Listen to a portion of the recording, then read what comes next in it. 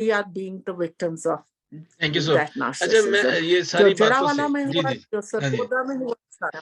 हाँ जी, thank you so much हमारा क्योंकि अभी हाँ जो जी, हमारे पास जो टाइम हुआ है वो 46 हो गए हैं 10:46 हाँ मिनट जी, हो गए हैं और एवर साहब जी देख रहे हैं जी। मेरे पास टाइम नहीं है अभी तो I rest my असल में जो है ना वो मजहबी नरगसियत का जो नहीं, मैं शिकार है शॉर्ट करूं, वो दोनों जहालत भी है और मजहबी नरगसियत भी है।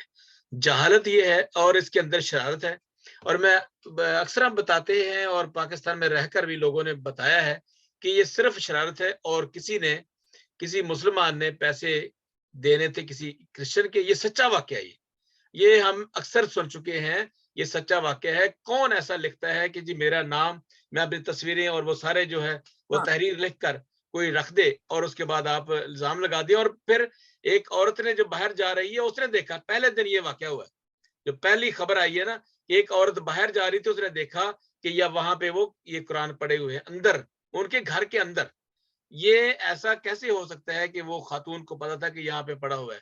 तो जी एवरेज जॉन साहब, क्योंकि इसके अंदर बातें बहुत ज्यादा हैं कि नरगसियत है, मजहबी नरगसियत है और मैं कहता ये हूँ कि हम इस पे बाद में बात नरगसियत कर वैसे ये बीमारी सकते बहुत हैं बड़ी किसी और बीमारी से। है। अब ये बीमारी जो थी, मैं बताना ये चाहता हूँ कि मैंने जब स्टडी की तो हमारे पहल हमारे मसीहों के अंदर भी थी ये, और ये डेवलपमेंट हमारे अंदर आई है जो पाकिस्तान में रहते हैं, खास तौर पर जो पाकिस्तान में रहते हैं उनके अंदर है। हम किसी गरीब मसीही को नहीं मिलते, जो गरीब होते हैं उनके पास हम जाते नहीं, उनके मिलते नहीं है, ये भी है मसला।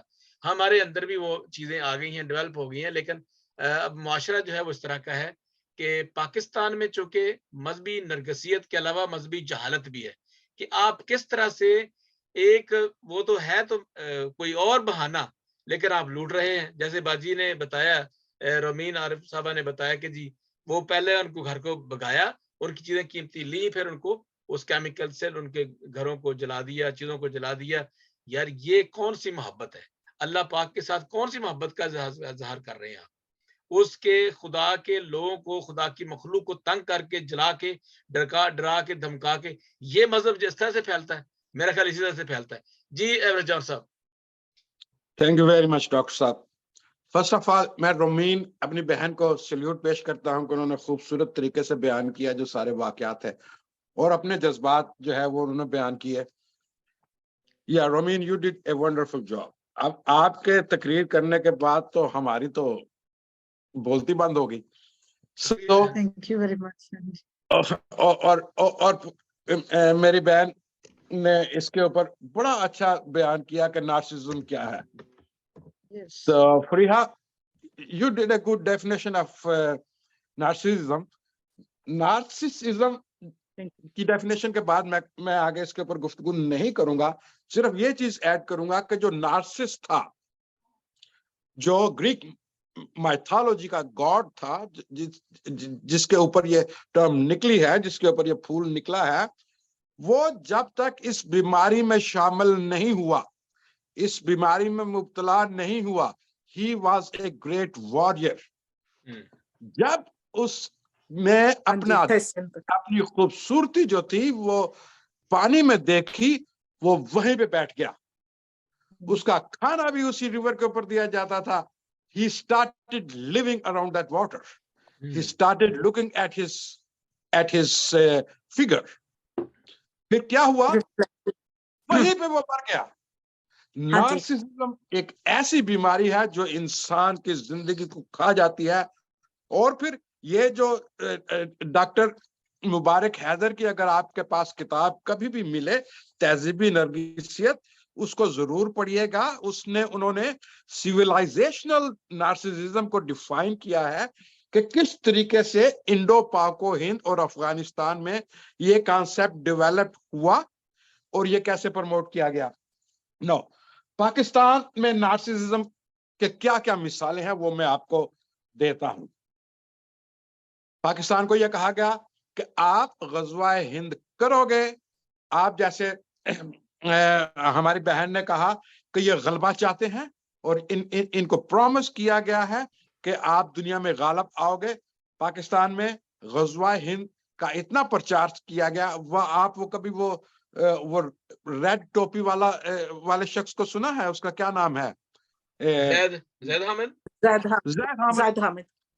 ज़ैद हामिद प्रमोट ही ये करता रहा कि अभी गजवा हिंद शुरू होने वाला है, अभी जो कोरिया पाकिस्तान की मकबूल भी, जी जी ओरिया मकबूल भी, मैं हाँ कह रही हूँ ओरिया ओरिया मकबूल मकबूल भी यही प्रमोट करती हूँ। ओरिया मकबूल जान या ही इज अनदर मैन। तो इन लोगों ने प्रीच किया है नार्सिसिज्म को कि आप जो है पूरी दुनिया में आप काबिज होने वाले हो, आप इंडिया पे कब्जा करोगे, पहले अफगानिस्तान की आर्मी पाकिस्तान आएगी, उनका अलायंस होगा, फिर वो इंडिया पे हमला करेंगे, इंडिया पे जब कब्जा कर लेंगे चांद कुछ के साथ मुसलमानों को मिल जाएगा और ग्रेटर अफगानिस्तान बन जाएगा और इस बुनियाद के ऊपर आप पूरी दुनिया में हुकूमत करोगे। ये कॉन्सेप्ट इन पाकिस्तानियों को दिया गया और फिर उनको क्या किया, कहा कि कश्मीर आजाद करवा देंगे, फिर उनको क्या कहा गया कि फलस्तीन आजाद करवा देंगे। इनको ये नहीं पता कि फलस्तीन की जब जंग हुई थी, पीएलओ की जब जंग हुई थी, उसमें बड़े बड़े लीडर मसीही थे। जॉर्ज हबश को देखे, अभी उसके पिछले दिनों में डेथ हुई है। George Habash he was a Christian guy, वो फलस्तीन के साथ जंग लड़ रहा था। और आपका क्या किरदार था उस फलस्तीन की जंग में? फॉर गॉड सेक इसको गौर से सुने। जनरल जिया 1970, 71, 72 में जॉर्डन में था, उस वक्त ये ब्रिगेडियर था। ये इसके दौर में 25,000 जो थे फलस्तीनी मारे गए।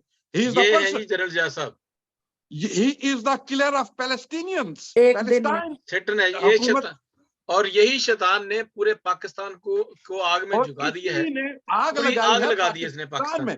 पाकिस्तान पाकिस्तान के पूरे मदरसे बनाए, नार्सिस बना दिया और इसने, और ये लोग जो है वो अपने आप को आप मुसलमान कहते हैं। ये ब्रिगेडियर था उन दिनों में, और इसके ऊपर पूरे के पूरे आर्टिकल किताबें लिखी हुई हैं कि इसने यासर अरफात सारी उम्र के लिए पाकिस्तान नहीं आया। ही न्यू कि इस शख्स ने ये काम किया था, और ये जनाब ये पाकिस्तान में इस्लाम का गलबा लेके आया था। The killer is saviour of Islam, how this is possible. उसके बाद एवरेस्ट साहब, मैं एक बात करना चाहता हूँ, सिर्फ एक मिनट। मैं ये कहता हूँ कि इससे जो पहले जब बना था, ये तौहीन रसालत जब नहीं कायम हुआ था, बना था ये 295C और A, इस कानून में शिक्के नहीं थी, उस वक्त कोई ऐसा मसले नहीं थे, यानी कि ऐसे मसाइल नहीं थे। और ये सर वही जड़ वही है, हर बंदा जो है वो मुंह उठाकर किसी मसीही पर, किसी हिंदू पर, किसी अपने ही मुसलमान पर ये इल्जाम लगाता है। और हमारा मसीही अब्बाजी रमीन है, या और बहुत से हम जो पाकिस्तानी मसीही हैं या पादरी साहबान, ये सारे लोग जो है इस बात का दावा करते हैं, हम कसमें तो खाते नहीं है, हम ये इस बात को प्रूव करते हैं कि कोई मसीही बंदा ऐसा किसी दूसरे मजहब की किताब की तौहीन नहीं कर सकता। हम हर एक प्रोग्राम में ये कहते हैं, और ये सच्ची बात है। जी एवरेस्ट साहब को मैंने खत्म कर लेते हैं। जी जी बाजी। अच्छा ठीक है, खत्म कर लें, फिर मैं एक बात करना मैं ये तस्वीर उनको दिखा रहा हूँ, ये जो है ये साहब जो है जी। और फिर इस नरगसियत के नतीजे में क्या हुआ, पाकिस्तान में मदरसों में तालीम दी गई और उसमें यह कहा गया कि खुदा ने मुसलमानों को आला इंसान बनाया है। इससे वो कुरान मजीद की जो सूरतें हैं उसमें से हवाले भी देते हैं। और फिर खुदा ने इन मुसलमानों को यह हक अदा किया है कि आप सारी दुनिया के ऊपर हुकूमत करोगे, this is your right from God. फिर यह कहा गया कि मसीही काफिर हैं, उनके साथ वही सलूक किया जाए जो हुजूर अकरम ने इस्लामिक जंगों में काफिरों के साथ किया था। इनको नहीं मालूम, इन्होंने मदीना अकॉर्ड नहीं पढ़ा, इन्होंने मदीना अकॉर्ड की 47 शिकों में से 15 शिक्के जो है वो यहूदियों के साथ एग्रीमेंट के ऊपर हैं। इन्होंने वो हुजूर अकरम का सेंट अगस्टिन का मुआहिदा नहीं पढ़ा, लेकिन ये कहते हैं कि काफिर काफिर काफिर। हुजूर अकरम ने काफिरों के साथ मुआहिदा क्यों किया? मैं इनसे ये सवाल कहता हूं, सेंट अगस्टिन के नन्स और सेंट अगस्टिन के जो थे फादर्स जो थे, अगर वो काफिर थे, हुजूर अकरम ने काफिरों के साथ मुआहिदा क्यों किया?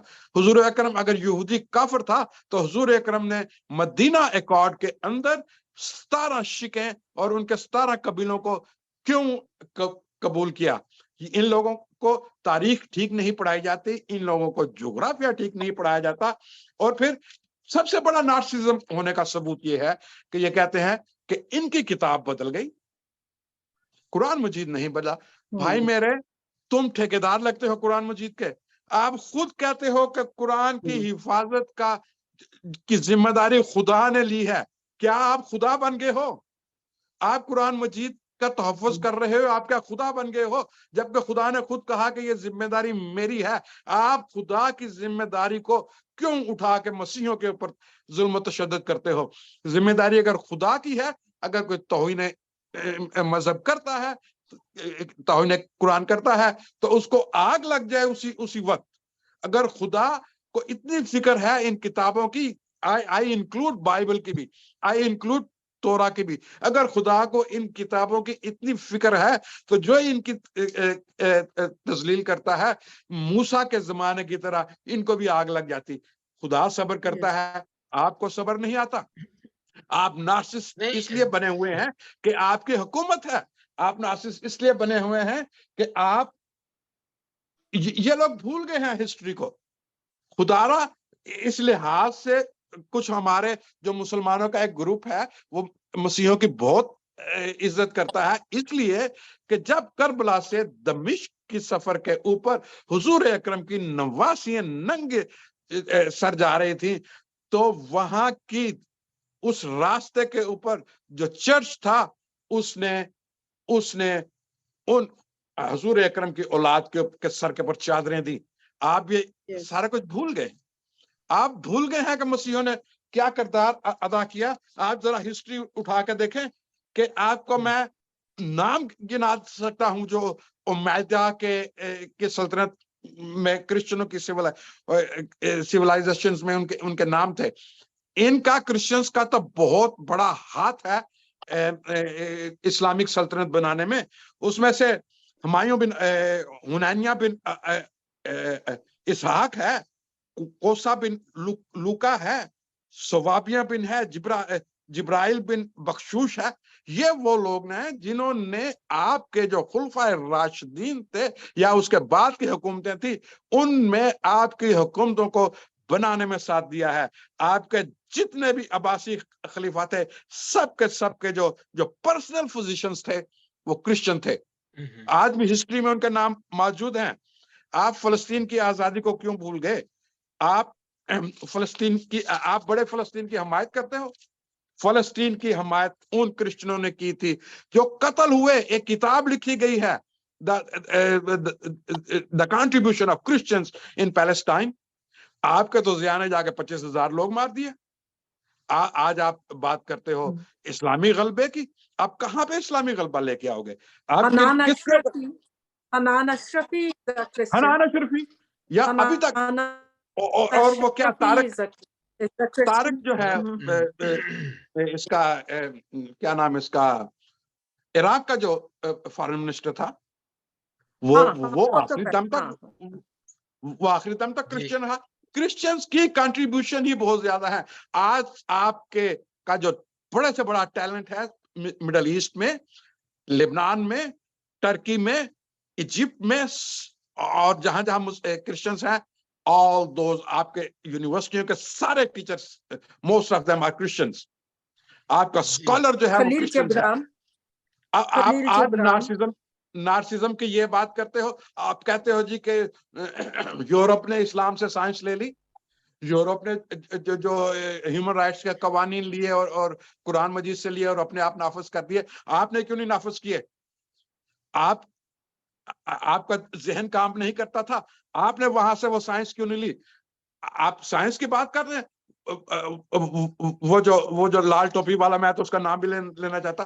कल ही वो स्टेज वीडियो में कह रहा है कि चंद्रयान 3 तो लैंड ही नहीं हुआ। उसको समझ, दिस इज नार्सिज्म। वो कहता लैंड ही नहीं हुआ चंद्रयान 3। और भाई मेरे, नासा ने और यूरोपियन जो स्पेस एजेंसी है उन्होंने मिलकर कोऑर्डिनेट किया है। कोऑर्डिनेशन थी कम्युनिकेशन सिस्टम की। They were part of that landing. आप कह रहे हो जी हमें तो नहीं बताया गया। वो तो जी कंप्यूटर एनिमेटेड है।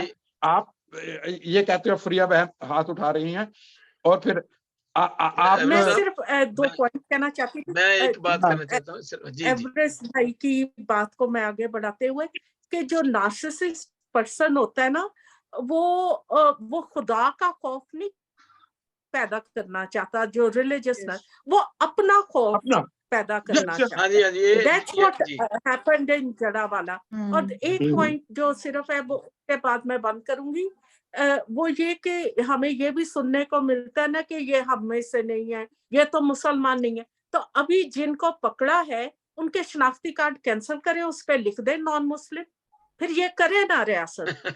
जब अच्छा आपके जी जी उनके जी हाँ, हाँ जी मैं ये ना फिर एक मिनट क्रिश्चियंस को डिमांड करनी चाहिए जब भी फ्रिया कोई जी ऐसी हाँ बात हाँ करे। थैंक बाजी यू सो फ्रिया मच और मुझे एवरेस्ट साहब हम ये ना हमारे पादरी साहब हैं, पादरी साहब हैं, अपने एक थोड़ा सा तजिया दें 1-2 मिनट के लिए, और फिर हम इसी प्रोग्राम को किसी दिन के भी करेंगे ताकि बाजी रमीन दोबारा आए, क्योंकि मैं अभी यहाँ पे 11 बज गए हमारे, और मेरा ख्याल है कि 1 घंटा हो गया हमारे। तो पाद साहब आप क्या कहते हैं इस प्रोग्राम के हवाले से? आपने सुना, आप गायब हो गए थे, तो मैंने रिक्वेस्ट की थी कि साथ साथ ही रहें। तो जरा चलिए आप बताएं, जरा थोड़ा सा अपना तजिया दें। और चूंकि एवरेस्ट जॉन साहब की जो बातें हैं वो, या रिसर्च जो है वो हकायक पर मबनी है और वो सच्ची बातें हैं, लेकिन आप ये बहुत बातें करना चाहते हैं। अब ये कि भैंस के आगे बीन बजाने वाली बात है, बहुत सी बातें हैं। और वही जो हमारी मसीही नजरियाती काउंसिल का हम फिर बताना चाहते हैं कि हम कलमकार इंटरनेशनल की जानब से, और उसमें हमारे एवरेस्ट जॉन साहब इस हमारे मसीही नजरियाती काउंसिल को हम लॉन्च करेंगे, और उसके हवाले से हम बात करना चाहेंगे, और फिर लोगों तक जन दूसरी ममालिक तक भी ये बातें पहुंचाएंगे। जी इलियास साहब, सॉरी इलियास शेख साहब जी, आप क्या कह रहे हैं? अपनी जरा बंद कर लें ताकि जी 2-3 मिनट है सर आपके पास सिर्फ।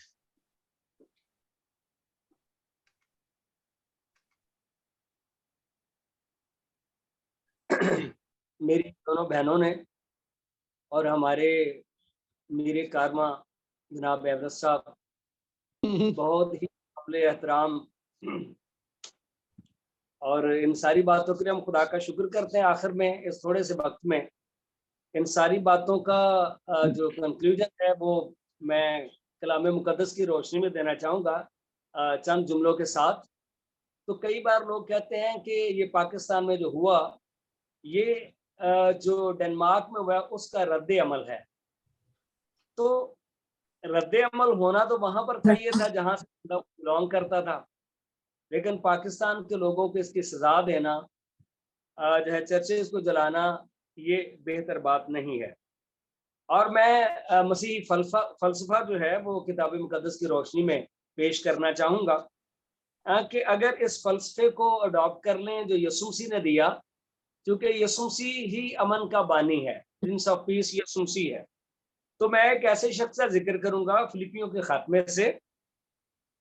यहाँ पर फिलिपियों के खत के अंदर हमें पता चलता है पौलुस रसूल ने कैदोबंद की सौगतें जो है वो बर्दाश्त की, जिसे 5 बार 1 कम 40 कोड़े लगे हों, जिसे 3 बार बैंत लगे हों, और जो जहाज टूटने के खतरा में रहा हो, जो दरिंदों के आगे जिसको जो है वो डाला गया हो, और जिसने अजियत उठाई हो, उस बंदे के पास तो ज्यादा मौका है कि वो एहतजाज करे इस तरह का, ताकि दुनिया को आग लगा दे।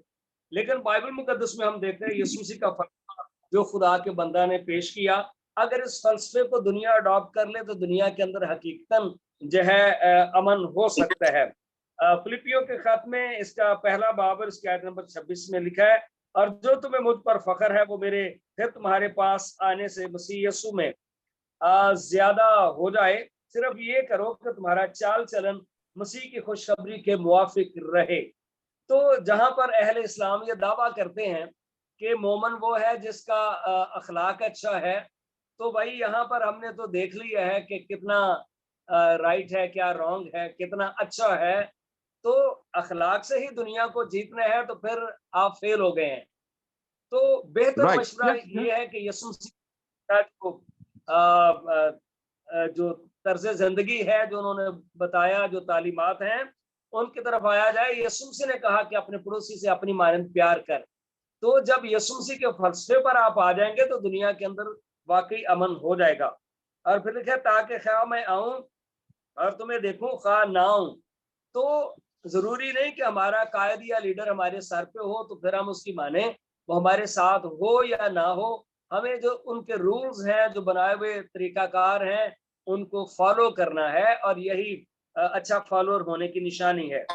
और फिर किताब मुकद्दस में जो है वो हम देखते हैं ये दूसरे बाब के अंदर, बस अगर कुछ तसल्ली मसीह में और मोहब्बत की दिल जमी और रूह की शराकत और रहम दिली और दर्दमंदी है, तो मेरी ये खुशी पूरी करो कि यक दिल रहो। तो आज जरूरत है पाकिस्तान के अंदर यूनिटी की, और पाकिस्तान को खुदा सलामत रखे, हमारी ये दुआ है। लेकिन इस तरह से सलामती नहीं रह सकती, सलामती यूनिटी में है। यहाँ पर जितने भी लोग रहते हैं, सबके साथ मोहब्बत और भाईचारे को फरोग दिया जाए, और लिखा है यकसा मोहब्बत रखो। जब हमारे अपनों के लिए और असूल हो और दूसरों के लिए और असूल हो, तो फिर यकसा मोहब्बत नहीं होती।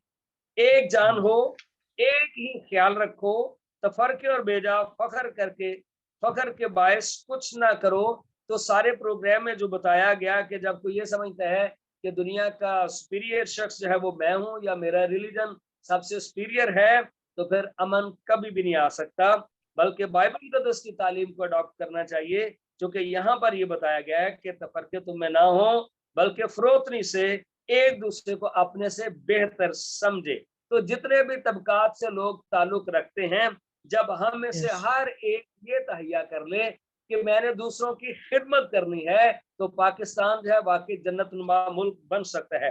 हर एक अपने ही अहवाल पर नहीं, बल्कि हर एक दूसरों के अहवाल पर भी नजर रखे, वैसा ही मिजाज रखो जैसा मसीह यीशु का भी था।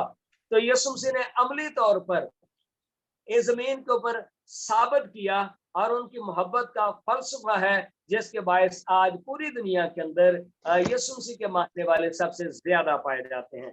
और जब हम यकीनन मुल्क बेहतरी की तरफ जा सकता है, लेकिन अगर अडॉप्ट नहीं करते तो फिर लम्हा फिक्रिया है। बहुत शुक्रिया। ये बहुत शुक्रिया जी, आप सबने मैं समझता हूँ कि एवरेज जॉन साहब के पास बहुत ज़्यादा बातें थी, लेकिन नहीं, मैं सिर्फ एक दो सेंटेंस आखिर में बोलना चाहूंगा, आखिर में, लास्ट एट द एंड। बस ये जी, आखिर आप पहले बोल लें, फिर उसके बाद मैं इसको खत्म कर देता हूँ। जी आप बोल लें फिर। पादरी इलियास भाई ने बहुत खूबसूरत बात की कि आपने अमन की कोशिशें करके देख ली, आपने सारे तजर्बे आजमा लिए, आपने इस्लामाइजेशन के सारे तजर्बे आजमा लिए, पाकिस्तान में आजमा लिए, दूसरे मुल्कों में आजमा लिए। आप जहां से ये सोच लेके आए थे, वो सोच नहीं पनप सकी पाकिस्तान में। आपको अब चाहिए कि उस सोच को अपना लें, उस सोच को अपना लें जिसको हम कलाम मुकद्दस कहते हैं, जिसमें मोहब्बत का असूल है। टाइम है, लम्हा फिक्रिया है कि आप उस सोच को पाकिस्तान में आप फरोग दें। Thank you very much sir. बहुत शुक्रिया सर जी, आप सबका बहुत शुक्रिया। और अमीन आरिफ साहब, आपने वक्त निकाला और इस वक्त आप आई और अपने ख्यालात का इजहार किया। जड़ावाला का वाकया थैंक यू वेरी मच। मजहबी नरगसियत है, और मैं समझता हूँ कि ये जहालत ज्यादा है। हम समझते नहीं, हम दूसरों के हकूक पर डाका डालते हैं और ये हमारा अपना फर्ज समझते हैं। ये बड़ी बात है कि फर्ज का और हक का अभी तक पता नहीं चला हमें कि हमारा फर्ज क्या है और हमारा हक क्या था। ना हक का पता है, ना फर्ज का पता है, क्योंकि हमारे पास हक है ही नहीं। और जब हम सच्चाई को जानेंगे तो सच्चाई आजाद करेगी। सच्चाई तो यीशु अल मसीह है। इसने यीशु अल मसीह की तालीम पर अमल किया, उसको सच का पता चलेगा, उसको हक का पता चलेगा, उसको अपने फर्ज का पता चलेगा, और उसको अपने बारे में पता चलेगा। जब हम अपने बारे में जानते हैं तो फिर खुदा को जानते हैं। ये बहुत बड़ी जहालत है कि एक बंदे को आप आग लगा दें तो वो कौन से मजहब की आप तबलीग करते हैं, आप कौन से मजहब की तबलीग करते हैं। एक बंदे ने अगर गुनाह किया है, उस घर से अगर को पकड़ा गया मवाद, तो आप उस घर को जलाएं, एक घर को जलाएं और पता करें कि वो है क्या। अगर आपके पास एक कानून किस लिए बना है, अगर आपने कानून को हाथ में लेना है कि आपने अपने खुद फैसला करना है, तो वो कानून के अंदर है वो कौन सा मुल्क है जिसमें ये इस्लामी जमहूरिया पाकिस्तान, तो कौन सा रियासत है, वो क्या है वहां पे, वो तो एक जंगल है। जी थैंक यू सो मच बाजी फरीहा, बहुत शुक्रिया। पादरी इलियास साहब बहुत शुक्रिया, थैंक यू सो मच। एवरजॉन साहब बहुत शुक्रिया। हम इसी तरह का एक प्रोग्राम जी डॉक्टर साहब, छोटी सी बात के साथ मैं भी क्लोज करूंगी। जी जी जी कुछ कहना चाहती हैं आप? जी जी डॉक्टर साहब, एक छोटी सी बात करना चाहती हूँ, अगर इजाजत हो। जी बताना ये चाहती हूँ कि जो मतलब मेरे साथ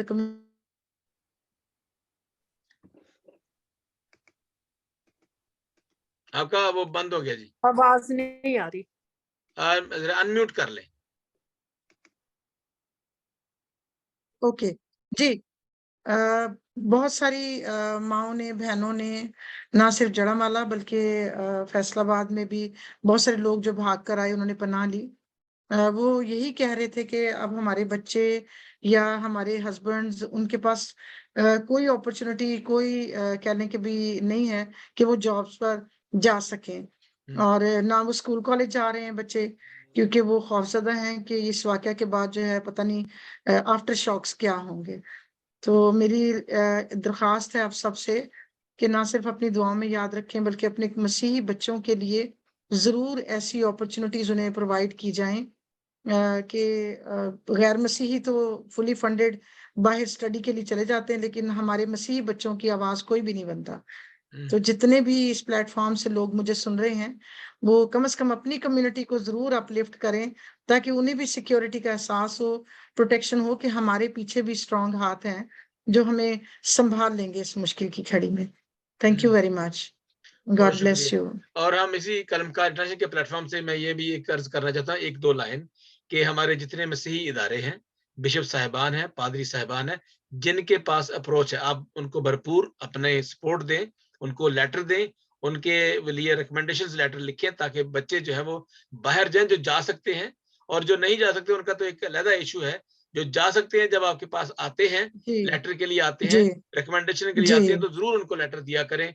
और ये पादरी साहबान, बिशप साहबान जो है वो ये ना समझे कि हम ही बस हमारे बच्चे, हम यहाँ पे हैं, हमारे पाकिस्तान में पहले अमेरिका में घर बन जाए पहले, और पाकिस्तान में से मसीहों से चंदा ले लेकर और आप बाहर जाकर कोठियां बनाएं और जाके कुछ ये कर दें, चैनल बुला दें टीवी, और पाकिस्तान में आप जाकर मिनिस्ट्री करें, तो ये बात भी गलत है। तो हम अपने चैनल से ये बताना चाहते हैं कि प्लीज इंसानों के बारे में सोचें, अपनी उस कौम के बारे में सोचें, उन लोगों के बारे में सोचें जिन्होंने आपको चंदा दिया है। उन्होंने खाना जी घर का नहीं खाया, तो देखिए जी, आज हम इस मीटिंग में चंदा देंगे तो शायद हमारे घरों में या हमारे घर में खुशहाली आएगी। ये भी एक नरगिसियत है कि मैं अच्छा हूं, मैं पादरी अच्छा हूं, मैं सारा कुछ हूं, तो आप मेरे पीछे हैं, मैं आपको जितने जो आप मांगना चाहते हो उसके लिए, तो बड़ लंबी बातें होंगी। Thank you so much. ये आप प्रोग्राम जो है वो कलम का इंटरनेशनल के प्लेटफॉर्म से पेश देख रहे थे। Thank you so much. हमारे इस प्रोग्राम को देखिए और दूसरे तक पहुंचाइए, और अपने कमेंट्स से हमें जरूर नवाजिए, ताकि जो आपके कमेंट्स हैं वो हमारे लिए जो है वो एक टॉनिक का सबब बनते हैं, हमें एम्पावर करते हैं। Thank you so much. God bless you all. God bless you too. God bless you, sir.